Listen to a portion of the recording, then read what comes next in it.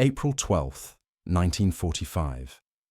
The Oval Office sat eerily quiet, its massive oak desk now occupied by a man who had never expected to be there. Harry S. Truman, the former haberdasher from Missouri, stared across the room at the portraits of his predecessors, knowing that in a matter of weeks he would begin dismantling the entire governmental structure that Franklin Delano Roosevelt had built over 12 years.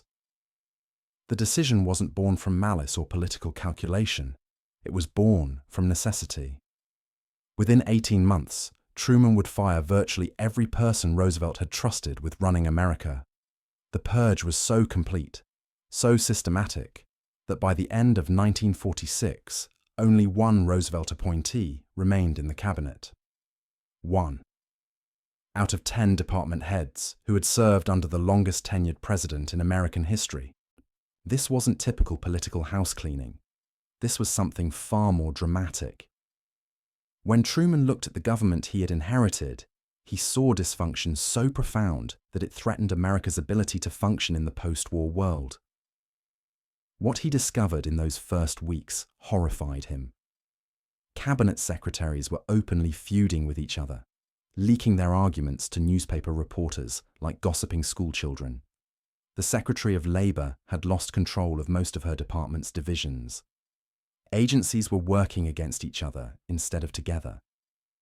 The entire executive branch had devolved into what one observer called organized chaos. But here's what makes this story fascinating. Roosevelt's people weren't incompetent, they weren't corrupt. Many were brilliant administrators who had helped win the greatest war in human history. Henry Morgenthau had managed the Treasury through the Great Depression and World War II. Henry Wallace had revolutionized American agriculture. Francis Perkins had created Social Security. These were accomplished, capable people. So why did Truman fire them all? The answer reveals something profound about leadership, about the collision between two completely different philosophies of government, and about what happens when an orderly mind encounters deliberate chaos. Truman didn't fire Roosevelt's people because they were bad at their jobs. He fired them because they were good at a job he didn't want done. To understand this mass dismissal, you have to understand how differently these two presidents approached power. Roosevelt thrived on complexity, on competing advice, on maintaining multiple power centers that he could balance and manipulate. He deliberately created overlapping jurisdictions. He encouraged his advisors to fight with each other, believing that the best solutions emerged from conflict. His cabinet meetings were famous for their arguments, their dramatic disagreements, their theatrical confrontations. Roosevelt sat at the center of this controlled chaos, like a conductor directing a very loud, very contentious orchestra. Dean Acheson, who served under both presidents, captured Roosevelt's method perfectly. Roosevelt allowed everything to sprawl and then tried to control and manipulate the jumble through complicated personal relationships and backroom dealing.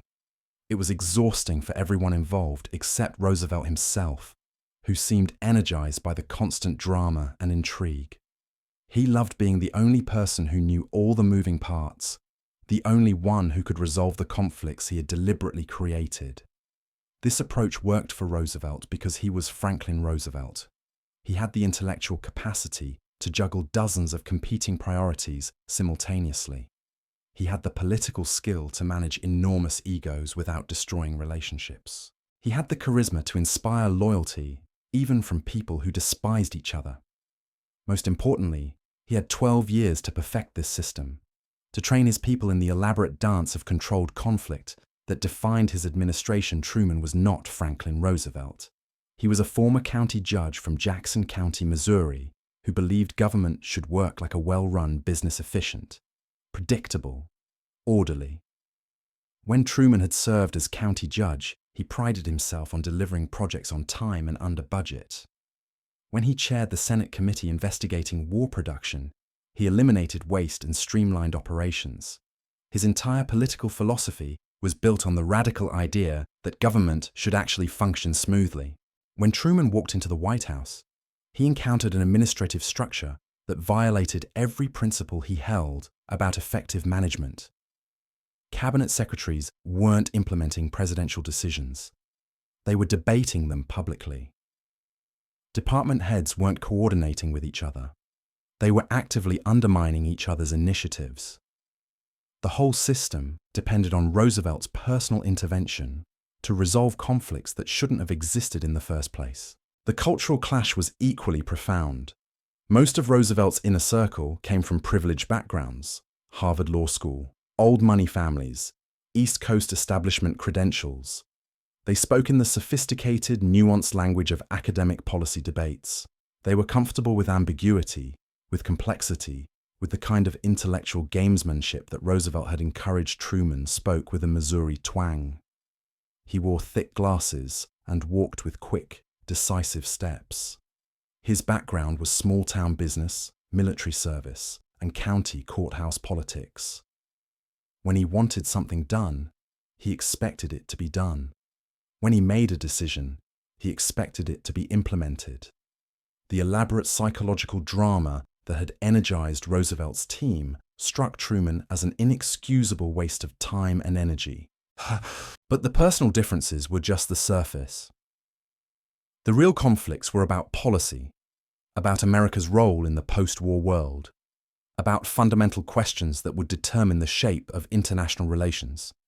For decades, Roosevelt's people had been selected for their loyalty to Roosevelt's vision.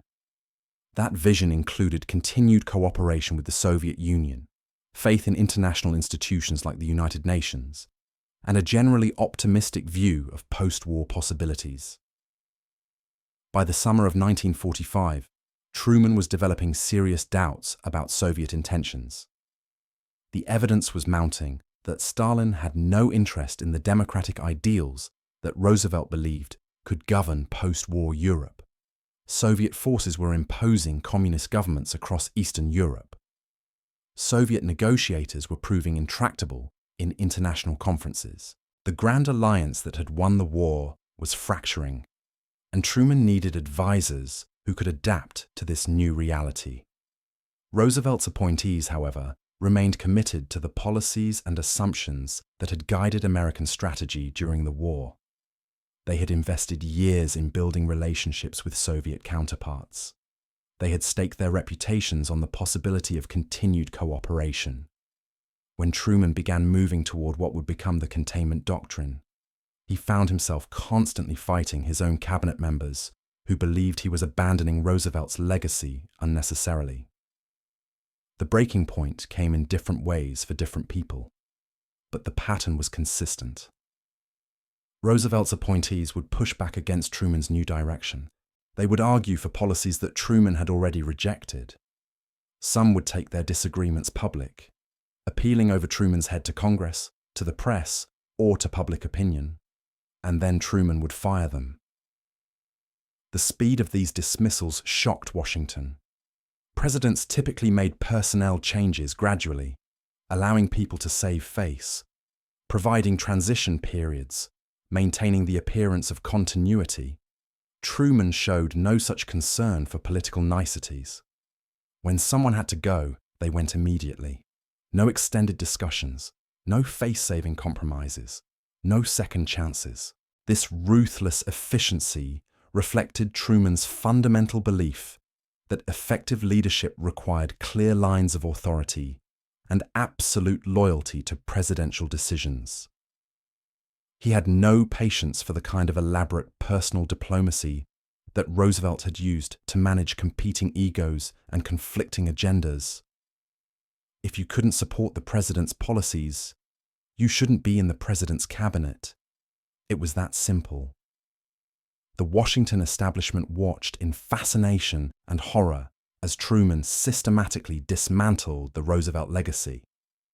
These weren't random firings driven by personal grudges or political calculation.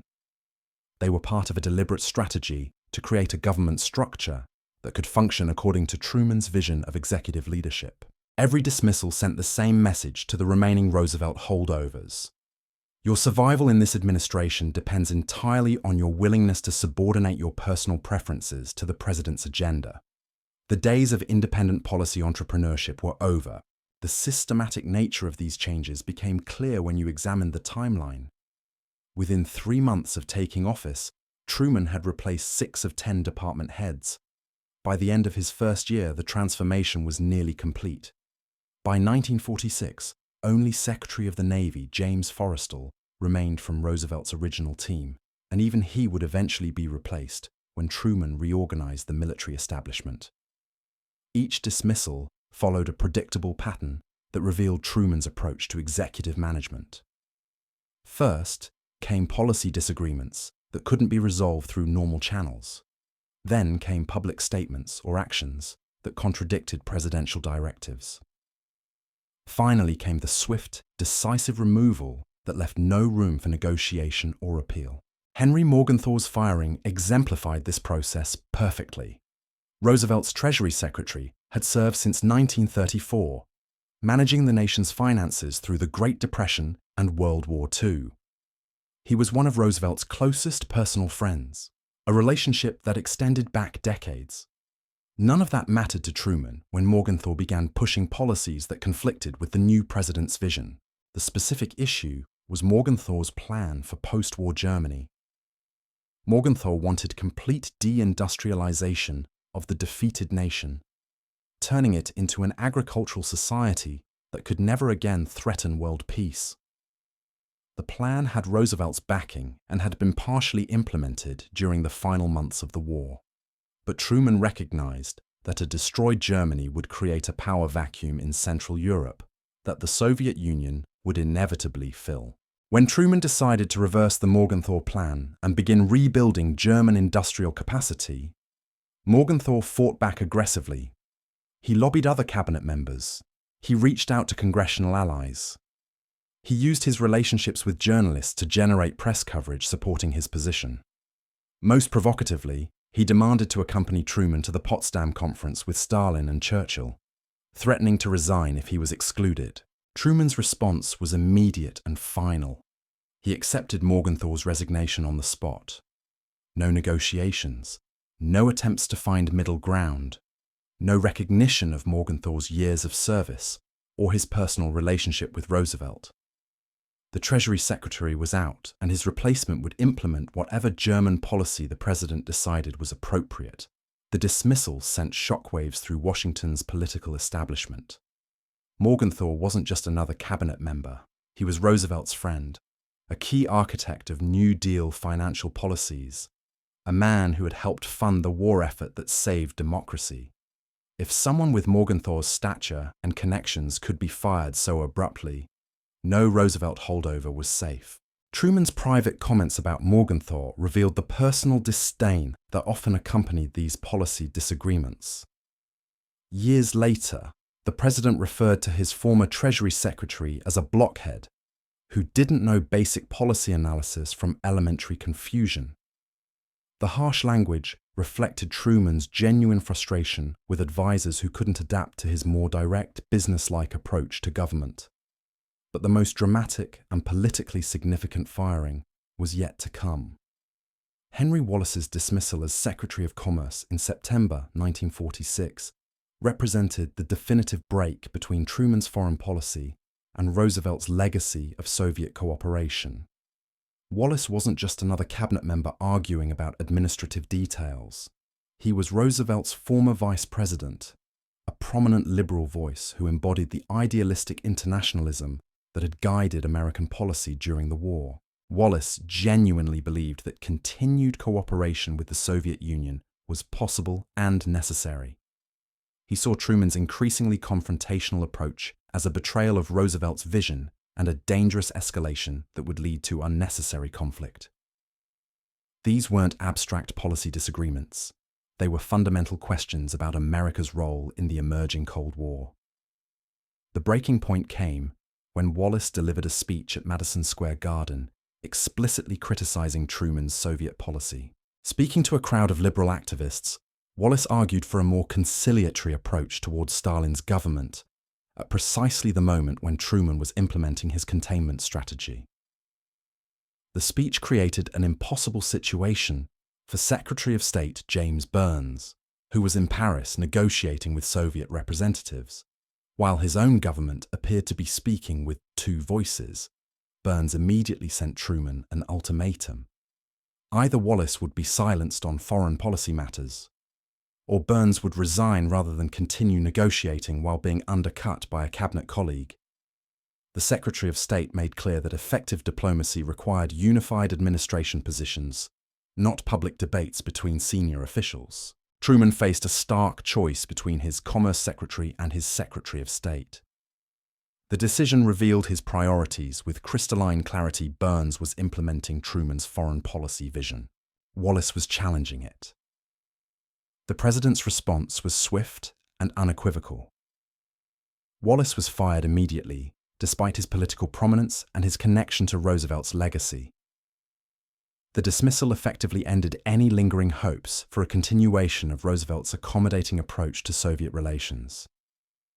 With Wallace gone, Truman's cabinet was finally unified behind the containment doctrine that would define American foreign policy for the next 4 decades. The firing marked the definitive beginning of the Cold War era and the complete transformation of Roosevelt's government into Truman's government. What emerged from this systematic purge was an administration that functioned according to completely different principles than its predecessor. Truman's cabinet meetings became business-like sessions where department heads presented their issues and the president made decisions. The theatrical arguments and competing power centers that had characterized Roosevelt's approach were eliminated in favor of clear hierarchies and direct communication. The transformation wasn't just about personnel. It was about creating a governmental structure that could respond quickly and decisively to the challenges of the post-war world, instead of the sprawling, chaotic system that Roosevelt had managed through personal relationships. Truman built a streamlined organization where authority flowed clearly from the president through department heads to their subordinates. This new approach proved essential as America confronted the complex challenges of the emerging Cold War. The Marshall Plan, the Truman Doctrine, the Berlin Airlift, and the formation of NATO all required the kind of coordinated, disciplined implementation that would have been impossible under Roosevelt's system of competing advisors and overlapping jurisdictions. The irony was profound. Roosevelt's people weren't fired because they were incompetent. They were fired because they were competent at managing a system that Truman believed was fundamentally flawed. Their skills at navigating bureaucratic complexity, at building coalitions among competing factions, at thriving in an environment of controlled chaos, were exactly the wrong skills for the kind of decisive, hierarchical leadership that Truman believed the moment required. The speed and thoroughness of Truman's cabinet overhaul revealed something fundamental about presidential leadership that most Americans had never witnessed before. Roosevelt had governed through charm, through personal relationships, through the kind of sophisticated political theater that kept everyone guessing about his true intentions. Truman governed through clarity. When he made a decision, he expected it to be implemented without debate, without delay, without the elaborate consultation process that Roosevelt had encouraged. This difference became starkly apparent in how the two presidents handled dissent within their administrations. Roosevelt had actually enjoyed having advisors who disagreed with him, who brought competing perspectives to every major decision. He believed that conflict produced better outcomes, that the collision of different viewpoints would reveal solutions that no single advisor could develop alone. Cabinet meetings under Roosevelt were intellectual battlegrounds where the strongest arguments won, regardless of who made them. Truman found this approach exhausting and counterproductive. He had no interest in refereeing disputes between cabinet secretaries who should have been working together toward common goals. When department heads brought him their disagreements, he didn't want to hear elaborate presentations from both sides. He wanted recommendations based on clear analysis, and he wanted those recommendations implemented once he made his decision. The cultural shock was immense for Roosevelt's surviving appointees. They had spent years mastering the art of bureaucratic infighting, learning how to build coalitions, how to outmaneuver rivals, how to position themselves for Roosevelt's favor. Suddenly, these skills were not just useless, but actively harmful. The advisors who thrived under Roosevelt's system were exactly the ones who struggled most under Truman's approach. Frances Perkins, Roosevelt's Secretary of Labor and the first woman ever to serve in a presidential cabinet, exemplified this cultural clash. She had survived 12 years in Roosevelt's administration by building relationships across party lines, by finding creative compromises that satisfied competing interests, by maintaining her influence through careful political maneuvering. These were exactly the wrong instincts for Truman's more direct approach to governance. Perkins discovered that her department had lost most of its key functions to other agencies during the Roosevelt years. What had once been a powerful cabinet position had been systematically weakened through Roosevelt's tendency to create overlapping jurisdictions and competing authorities. Under Roosevelt's system, this hadn't mattered because personal relationships and informal influence often counted more than formal organizational charts. But Truman operated according to clear hierarchies and defined responsibilities. If the Labor Department couldn't effectively implement labor policy because its authority had been dispersed to other agencies, then either the authority needed to be consolidated or the secretary needed to be replaced with someone who could work within the existing structure. Perkins couldn't adapt to this new reality, and her resignation became inevitable. The broader implications of these personnel changes extended far beyond individual careers or wounded egos. Truman was fundamentally restructuring how the American government operated at precisely the moment when that government was assuming unprecedented global responsibilities. The United States was emerging from World War II as the dominant world power, with military commitments spanning multiple continents and economic obligations that dwarfed anything in American history. Managing this new global role required governmental efficiency on a scale that Roosevelt's chaotic system simply couldn't provide. The Marshall Plan alone involved coordinating aid to 16 European nations, while simultaneously rebuilding American relationships with former enemies like Germany and Japan.